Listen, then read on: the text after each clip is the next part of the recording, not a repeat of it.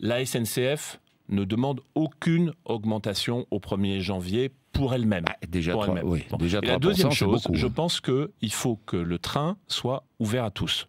Fondamentalement, le projet dont on parle, le projet de la SNCF, c'est du train accessible à tous. Je vous annonce là ce matin qu'à partir du 7 janvier, on va vendre 500 000 billets de plus TGV à partir de 29 € pour augmenter le nombre de places à tout petit prix. Les Français, la crise est dure. Moi, je le vois tous les jours sur les quais des gares. Les gens m'interpellent en me disant j'ai du mal à prendre le train. Le train, c'est devenu cher. Les gens m'interpellent. Je suis pas sourd. Donc, il faut qu'on fasse un effort pour augmenter le nombre des petits prix. L'objectif, c'est d'avoir en gros un billet sur 3 qui soit à tout petit prix, c'est-à-dire, on va dire, moins de 30 €. Ça, on ne pourra pas y arriver du jour au lendemain. Quand d'ici Un billet sur 3 à moins de 30 €, voilà. Quand Allez, entre 2015 et 2017, c'est-à-dire il nous faut 3 à 5 ans, parce qu'il faut baisser les coûts pour ça.